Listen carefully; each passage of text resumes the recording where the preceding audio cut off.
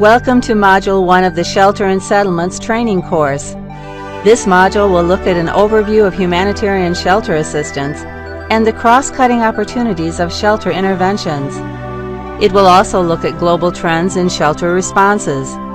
Click Next to continue. Hello, my name is Charles Setchell, and I serve as a Senior Shelter, Settlements, and Hazard Mitigation Advisor at the U.S. Agency for International Development Office of U.S. Foreign Disaster Assistance, or OFDA.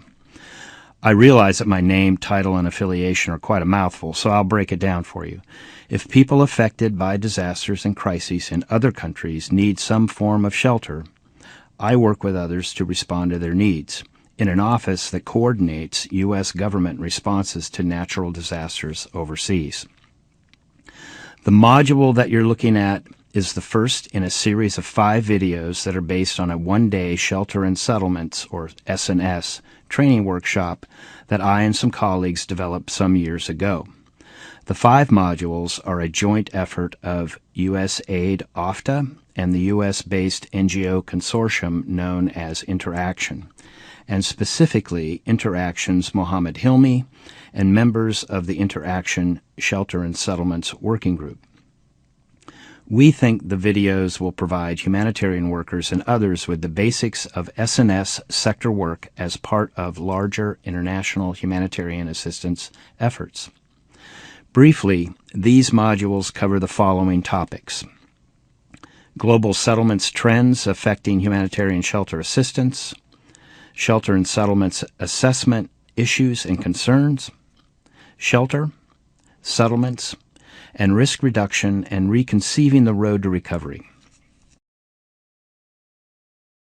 After reviewing all 5 modules, you'll be able to identify and understand terms used in the shelter and settlement sector, identify and discuss general global settlement trends affecting humanitarian shelter assistance, know what S greater than 4W plus R means, know why housing should be viewed as a verb and not just a noun, identify various shelter sector interventions, discuss the important role of shelter and livelihood generation, health, water and sanitation, disaster risk reduction, protection, and other humanitarian sectors, identify concepts and techniques for linking shelter to longer-term recovery and reconstruction, and complete a virtual assessment based on a real situation and 5 self-assessment quizzes.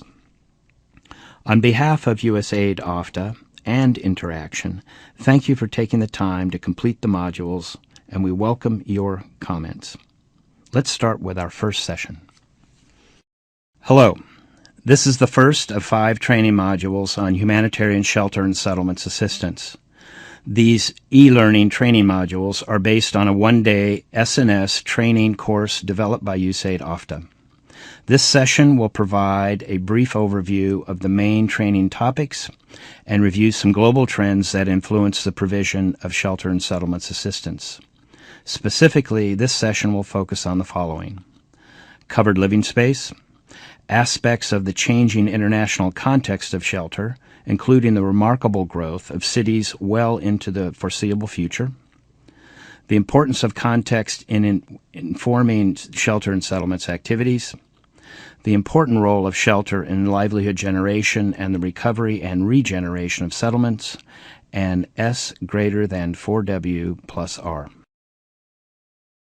We will start off this module by understanding some covered living spaces. We will look at 4 different spaces: 2 square meters, 3.5 square meters, 5 square meters, and 9 square meters. Remember that we're working with square meters in this activity.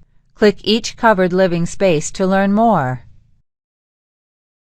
2 square meters. This represents the average covered living space per person in places like downtown Port-au-Prince in Haiti.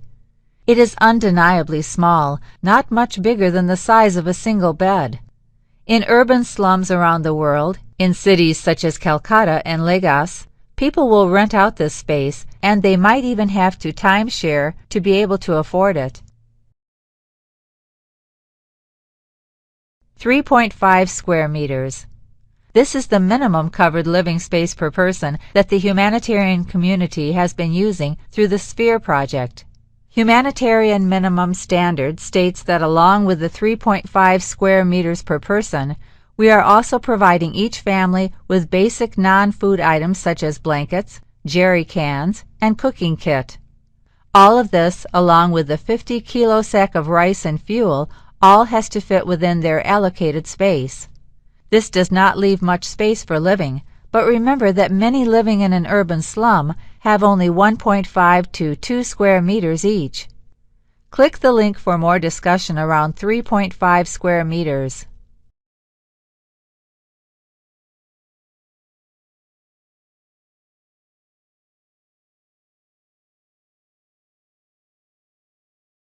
With an estimate of 5 to 6 people per family, it is clear that we cannot fully comply with minimum Sphere standards when distributing tents as emergency shelter. This, amongst other reasons, means that we should look at alternative to tent shelter solution where possible.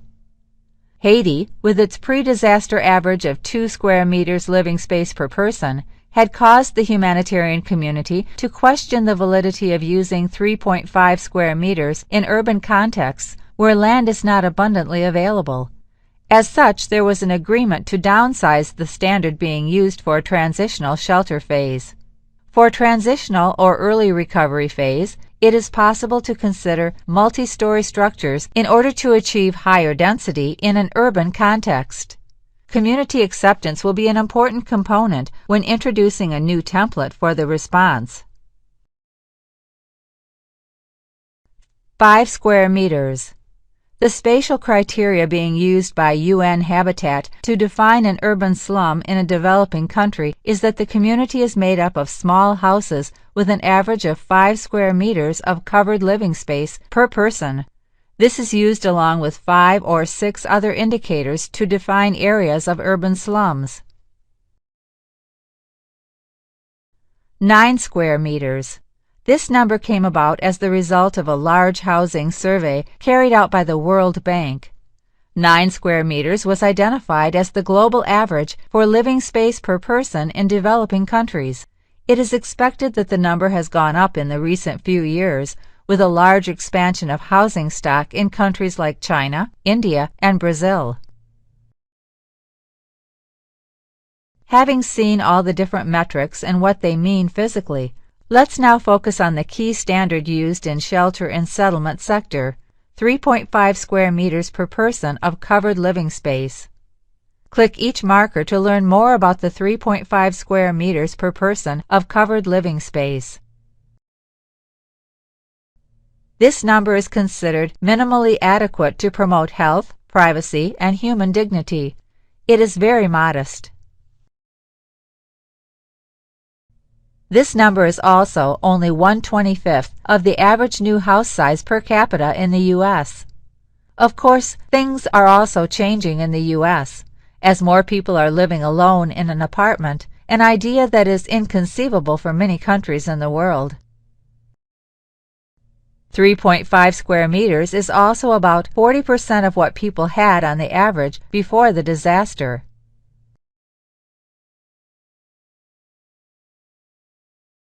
Increasingly, we are forced to think even smaller than Sphere standards to be able to fit into urban contexts such as Haiti, though we continue to aspire towards achieving these minimum standards. Remember, the Sphere project is not only about this one number. The Shelter and Settlement Standard 1 focuses on contributing to the security, safety, health, and well-being of both displaced and non-displaced affected populations and promote recovery and reconstruction where possible. Before we move ahead into the module, this is a quick review of terminologies commonly used in the humanitarian sector. The humanitarian sector tends to classify people depending on their situations, so it could be internally displaced people, IDPs, refugees, or sometimes they are simply referred to as affected population. Families versus households have long been debated and discussed, and many criteria have been proposed on how to judge what a family or a household is. In our working environment, emphasis is placed on households defined as a group of people occupying the same covered living space that may or may not belong to the same family. While housing is the term used in development sector, humanitarians use the word shelter partly to signify its non-permanence nature and to clarify the intention to support provision of dwellings that have limited lifespan. Community and settlements, however, tend to be relatively interchangeable for both columns. These basics, or units of analysis, are the key to understanding context. Context is what we need to have some understanding of as we strategize and design our interventions.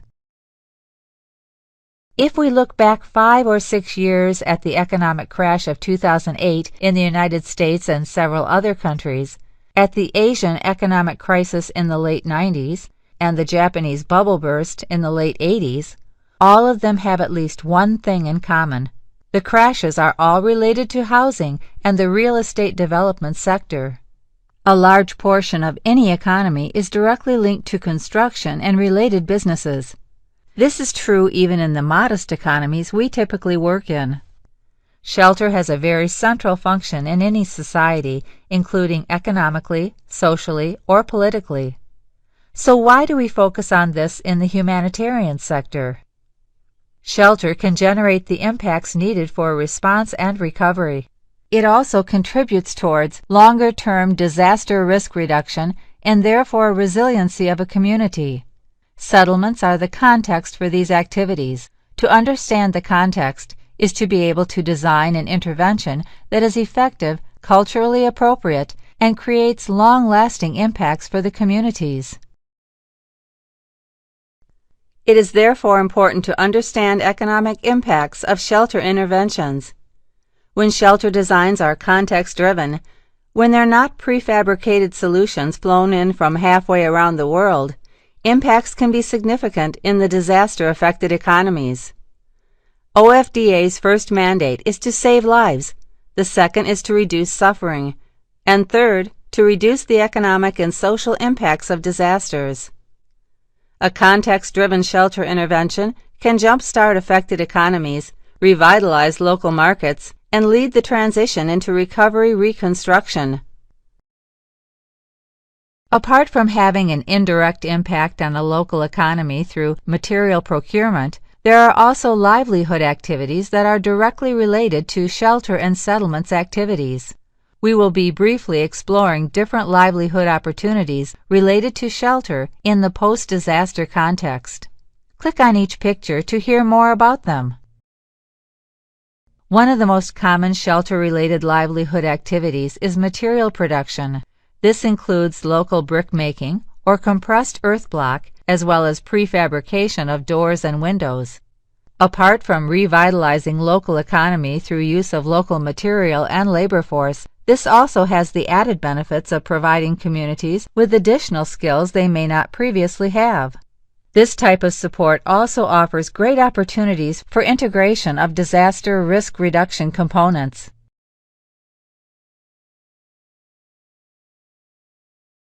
Generating jobs for local labor force has significant economic impacts to disaster-affected communities. Whether it is skilled laborers, such as carpenters for doors and window making, masons for bricklaying, or unskilled laborers for rubble removal, drainage clearing, or for servicing community infrastructure. It is also extremely beneficial from both a social and psychosocial standpoint, providing communities with a sense of normalcy.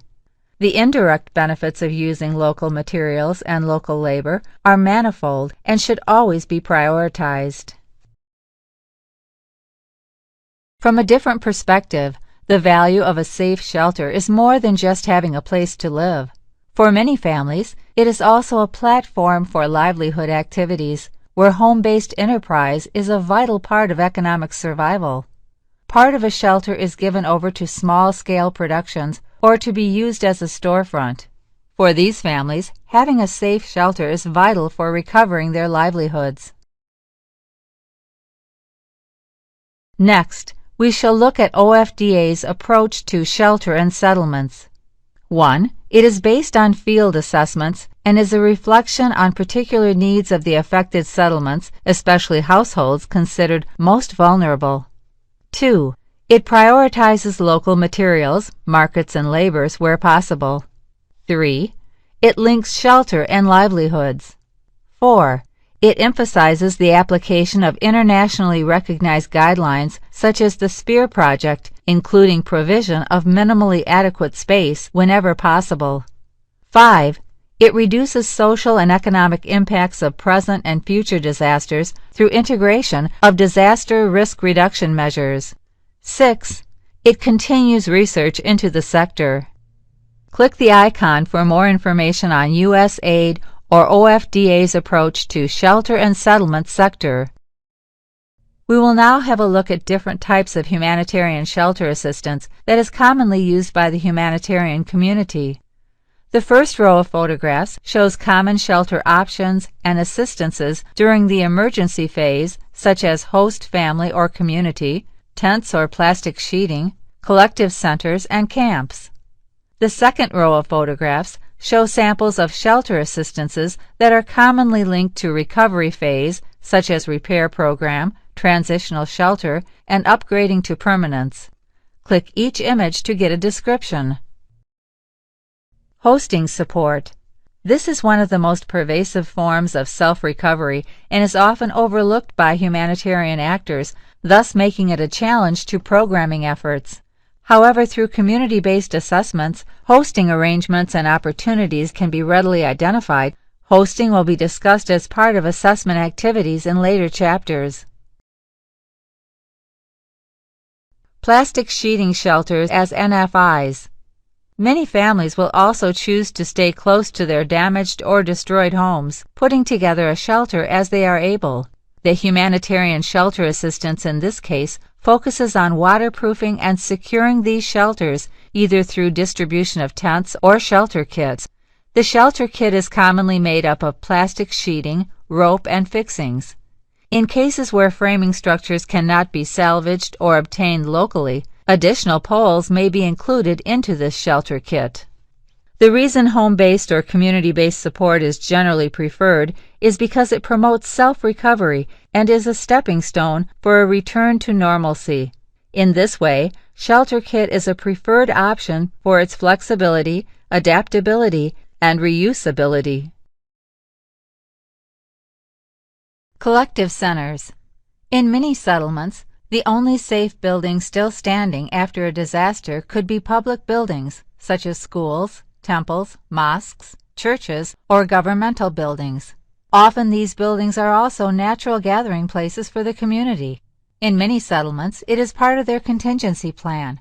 While this reduces the urgency of immediate shelter provision, ensuring that these buildings provide safe and adequate dwelling is often a challenge, whether it be from overcrowding or inadequate infrastructure. Prolonged stay will also delay communities' recovery, as the buildings cannot return to original function and schools could not be reopened. Long-term use of such public buildings, specifically schools, should be avoided whenever possible due to negative impacts on recovery and the return to normalcy. Camps. In some cases, it is not possible to stay in their place of origin, and the affected population may collectively settle onto available land. Alternatively, camps can be a planned solution offered to the displaced population. While the shelter support may not vary much from distribution of shelter and shelter kit, the camp setting can create dependency, attract those not seriously affected by the disaster, and prolong its life beyond necessity. From experience, camps can delay recovery process and can itself become an inadequate long-term settlement. As such, camps should be viewed as a last resort rather than a default option. Repairs and retrofit. A certain portion of the housing stocks will have only been damaged rather than completely destroyed. Understanding the pattern and nature of damage will be fundamental to determining repair needs. Repair needs will vary. There are no universal solutions. The Repair and Retrofit program has the capacity to reduce the number of displaced populations act as an incentive for returns to place of origin, and it can contribute to jump-starting the overall recovery efforts. Transitional shelter. When the delay to reconstruction is predicted, transitional shelter may be used as an interim solution for families with destroyed houses. An agency will likely design the shelter in such a way that it requires active input from beneficiaries.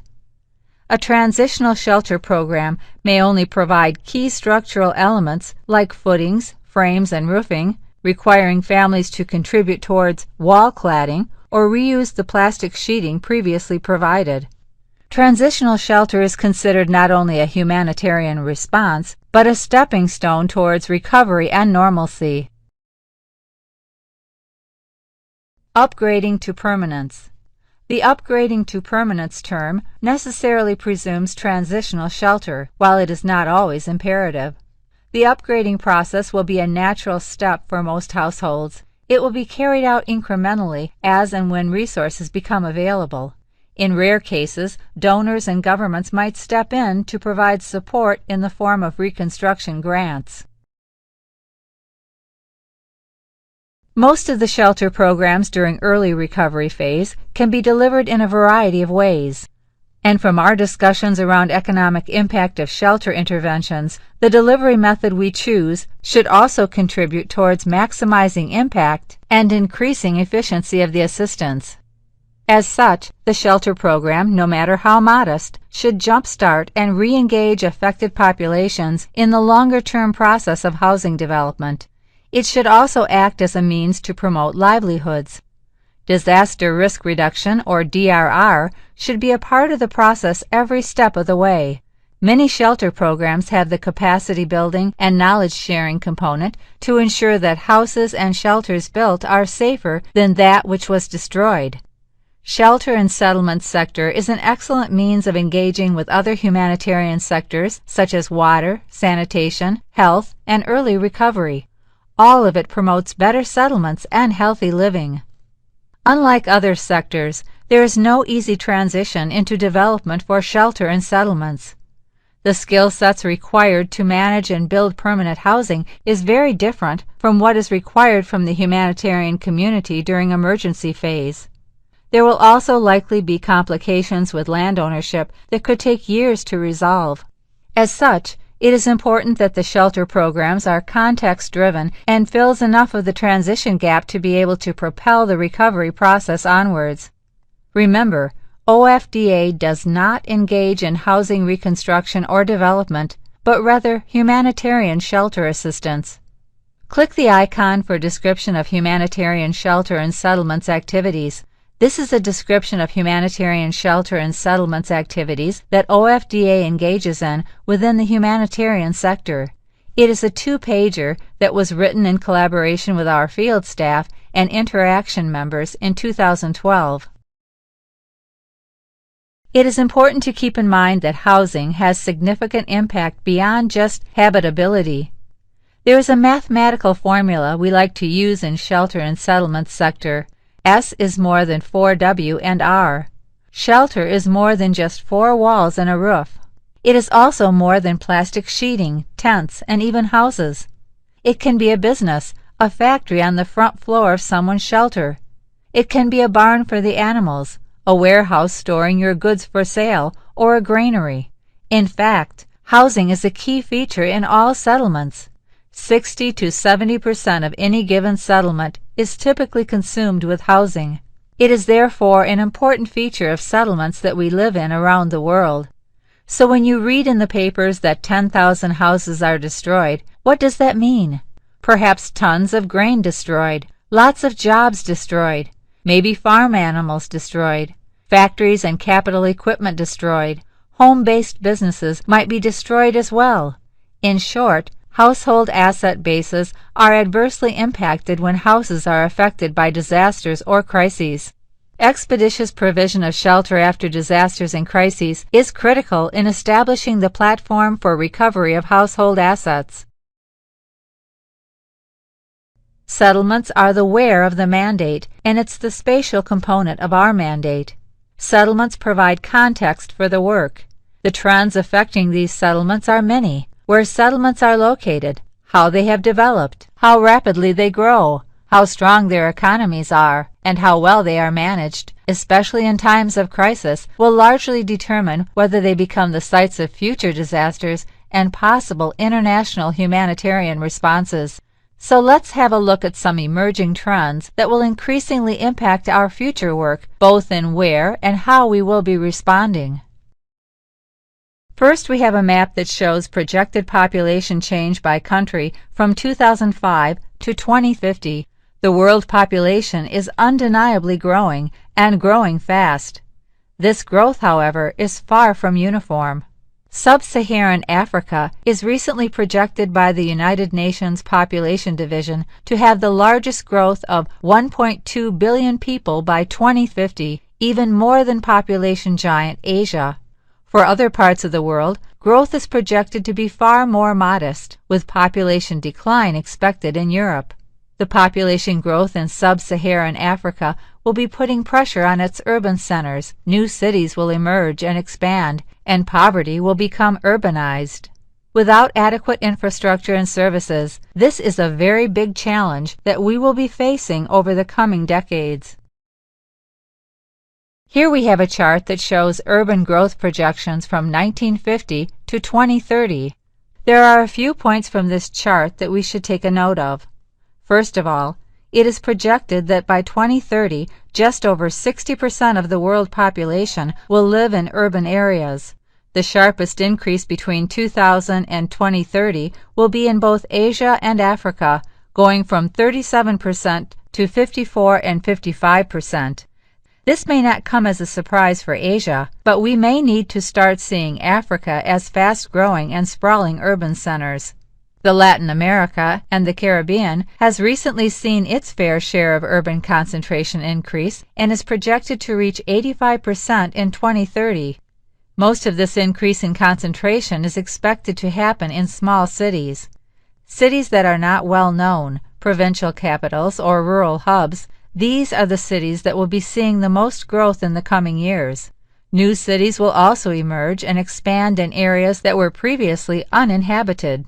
These cities will also probably have the least resources to cope with the rapid growth it will be facing.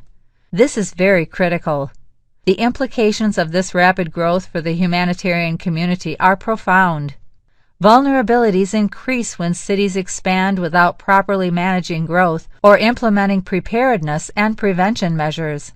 These vulnerabilities will result in greater adverse impacts when disasters strike. Let's now look at what urbanization also brings, along with growth and civilization. Cities are also at the center of climate change and environmental degradation debates. With 1 billion people, those living in cities located in low-lying coastal areas are faced with rising sea levels. Settlements in these areas are and will continue to be affected in the coming years. Discussions around the reconfiguration, remediation, and relocation of settlements are emerging everywhere, including in the humanitarian community, especially with regard to issues of risk reduction. By now, most of you will have seen the movie Slumdog Millionaire. The socioeconomic and environmental conditions depicted in the movie are currently being experienced by nearly 1 of every 6 human beings, and is expected to be 1 in 4 by 2030. By that time, what you see in the photos will likely be the dominant form of housing. Currently, approximately 1 billion people do not have access to safe drinking water. Half of these people will live in Africa. Globally, these unplanned, unserved, and largely unauthorized settlements will become the dominant form of human settlement in the future. The informal, unauthorized, and illegal status of these settlements will be discussed later in this course. What we have in all of that growth is that by 2030, close to 5 billion people will be living in cities. This doubles the current urban population and will likely triple urban land requirement. Cities will be faced with service provision problems, environmental issues, infrastructural issues, and land issues. There will be a lot of land issues with forced eviction, squatters, loss of communal land, escalation into social conflicts, create vulnerable populations, and so on. And we have not even started talking about hazard risks they will be faced with yet. Let's take a moment to think about this. There will be large areas of poor, high-density, low-quality housing located in hazard-prone areas. The humanitarian community will need to both provide minimally adequate shelter and promote linkages to innovative recovery and development programs. Click the icon to learn about global settlement trends and implications for humanitarian action. Urban displacement as the result of a disaster can place heavy burden on the cities, as we will see in the following case study.